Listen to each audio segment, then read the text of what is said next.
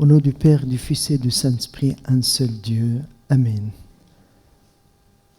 Le Saint-Évangile de ce dimanche béni, qui est le 3e dimanche de mois Kot Bab,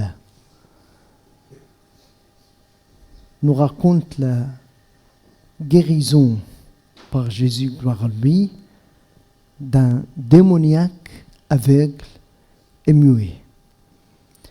Et en fait, cet évangile nous reflète le combat spirituel entre le démon, le diable, Satan et l'homme.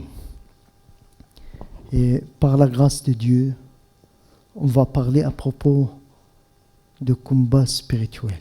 Il y a plusieurs points, on va mentionner 3 points. Premièrement, la réalité de combat spirituel. Deuxième point, Jésus a vaincu Satan. Troisième point, la part du chrétien, son devoir et son rôle. Premièrement, la réalité du combat spirituel. La guerre menée par le diable contre tous les enfants de Dieu, c'est une réalité. Bien sûr, Satan, le diable, n'a pas pu vaincre le Christ, gloire à lui. Alors, il se venge sur ceux qui sont l'objet de son amour. C'est-à-dire que le fureur du diable contre le Christ est reporté contre ceux qui suivent Jésus. Exactement comme l'Apocalypse nous dit, Apocalypse 12, verset 17. Et le dragon c'est Satan, c'est le diable. Et le dragon fut hérité contre la femme. La femme représente l'Église.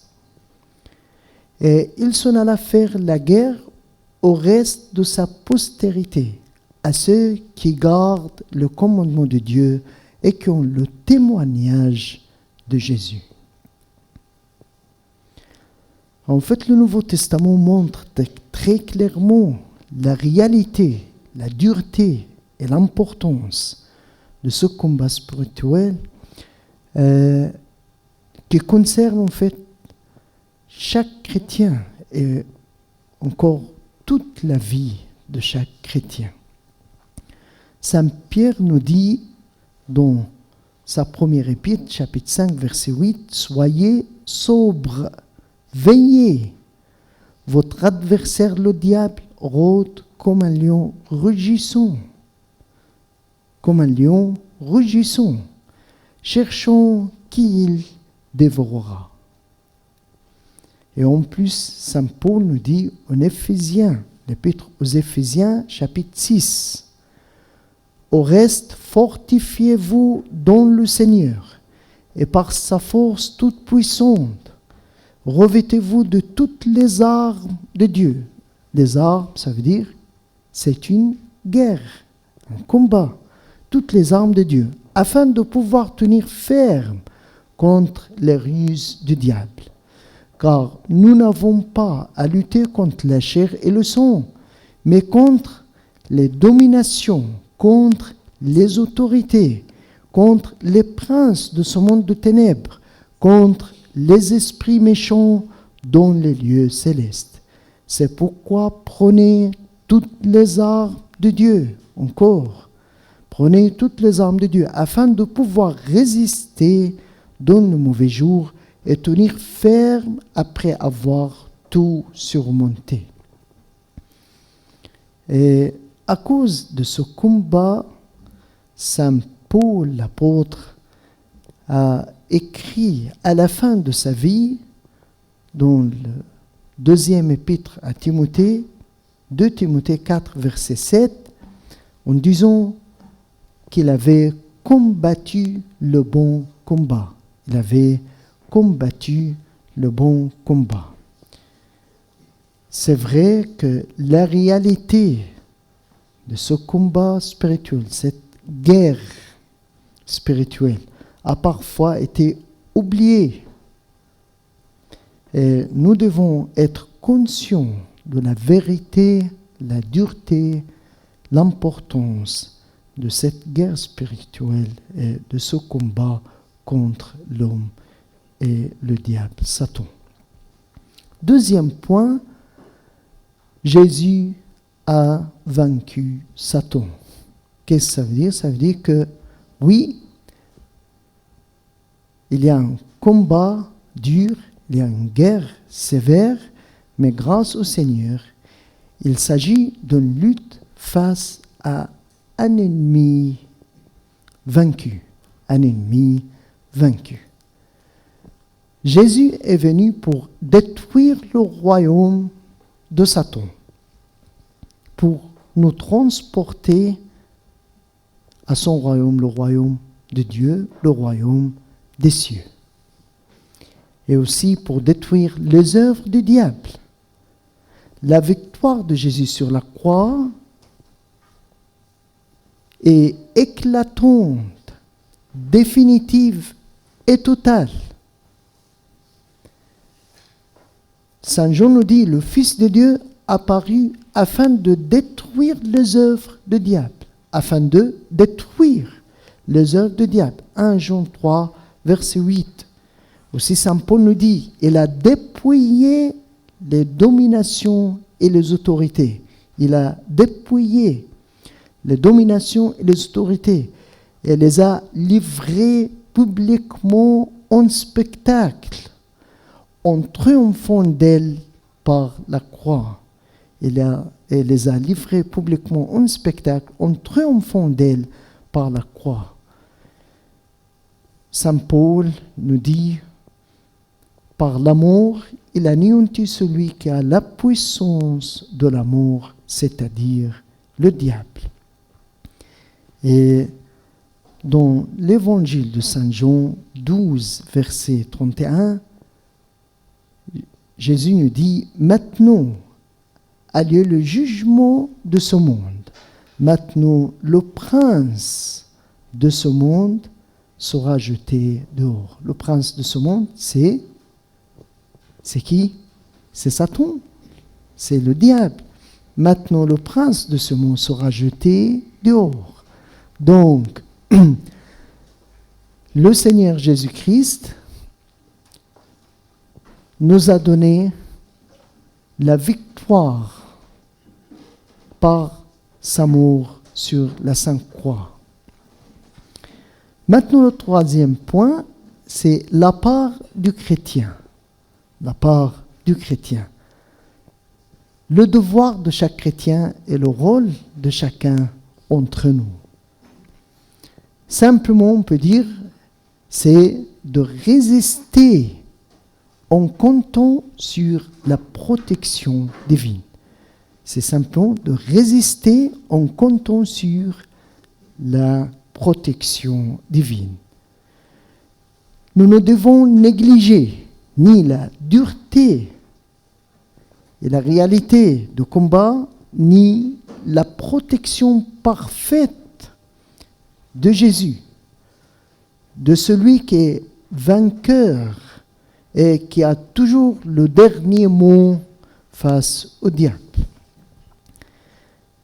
Saint Luc l'évangéliste, en chapitre 10, nous dit que les 70 apôtres revinrent avec joie, disant, Seigneur, les démons même nous sont soumis en ton nom. En ton nom. Les démons même nous sont soumis en ton nom. Et Jésus leur dit, je voyais Satan tomber du ciel comme un éclair. Je voyais Satan tomber du ciel comme un éclair. Et juste après, Jésus a dit à l'Église et à nous, voici, je vous ai donné le pouvoir de marcher sur les serpents et les scorpions et sur toute la puissance de l'ennemi, et rien ne pourra vous nuire. Luc 10, 17 et jusqu'à 19. voici, je vous ai donné le pouvoir de marcher sur les serpents et les scorpions et sur toute la puissance de l'ennemi, et rien ne pourra vous nuire. Encore dans l'Épître aux Romains, chapitre 16, verset 20, le Dieu de paix écrasera bientôt Satan sous vos pieds.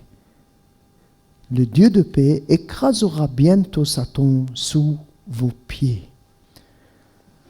Donc le chrétien doit prendre une part active, résister en comptant sur la protection parfaite de Dieu. Et le chrétien est appelé principalement de résister et résister et résister. Lutter contre le diable, Satan et les démons. L'apôtre Saint Jacques nous dit « Soumettez-vous donc à Dieu, résistez au diable. » C'est notre rôle, c'est notre devoir. Résistez au diable et il fuira loin de vous. Pourquoi? Parce que il n'a plus l'autorité sur l'homme après la victoire que Jésus nous a donnée sur la Sainte Croix. Et c'est simplement, ça nécessite de résister et lutter, résister au diable et il fuira loin de vous. Encore Saint Pierre, je vais répéter ce verset important. Soyez sobres, veillez, votre adversaire le diable rôde comme un lion rugissant, cherchant qui il dévorera. Résistez-lui. Résistez-lui avec une foi ferme. C'est l'importance de la foi ferme ici.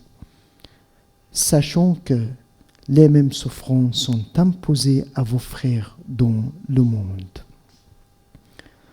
Donc, le chrétien ne doit laisser aucune occasion au diable de l'entraîner dans des pensées, des paroles, ni des actions qui ne glorifient pas Dieu. Et c'est pourquoi la Sainte Bible nous dit, ne donnez pas accès au diable. Ne donnez pas accès au diable. Il ne faut pas laisser la chance, l'occasion au diable d'entrer notre vie, de nous entraîner dans des pensées, des paroles d'action qui ne glorifient pas Dieu. Et on ne peut pas oublier la puissance, pas seulement de la foi, mais aussi dans le nom du Seigneur, le Christ, gloire à lui. Saint Marc nous dit, voici les miracles qui accompagneront. C'est Jésus qui parle ici. Voici les miracles qui accompagneront ceux qui auront cru. C'est la foi. Ceux qui auront cru. En mon nom, ils chasseront les démons. En mon nom, ils chasseront les démons. On ne peut pas aussi oublier l'importance de la prière et du jeûne. Quand Jésus nous a dit, mais cette sorte de démon ne sort que par la prière et par le jeûne. Mais cette sorte de démon ne sort que par la prière et par le jeûne. Matthieu 17, verset 21. Encore, Dieu nous a donné plusieurs armes pour convaincre Satan. Et Saint Paul nous dit, revêtez-vous toutes les armes de Dieu. C'est Dieu qui nous donne les armes, la victoire. Revêtez-vous toutes les armes de Dieu. C'est pourquoi, en Éphésiens 6, c'est pourquoi prenez toutes les armes de Dieu, afin de pouvoir résister dans le mauvais jour et tenir ferme après avoir tout surmonté. Tenez donc ferme et avoir la vérité pour ceinture.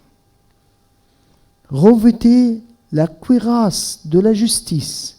Mettez pour chaussure à vos pieds le zèle que donne l'évangile de paix.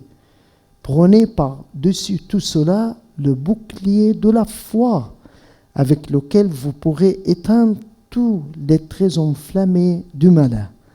Prenez aussi le casque du salut et l'épée de l'Esprit qui est la parole de Dieu. Éphésiens 6, versets 10 à 17. Toutes les armes de Dieu pour vaincre dans la guerre contre Satan. On a dit la ceinture, la cuirasse, les chaussures, le bouclier, le casque et l'épée de l'Esprit.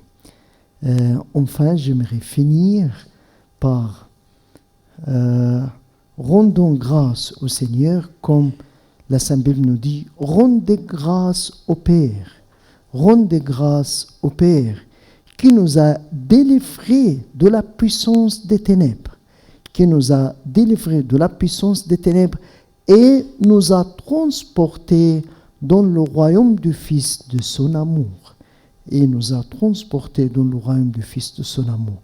Que le Seigneur vous protège. Gloire à lui éternellement. Amen.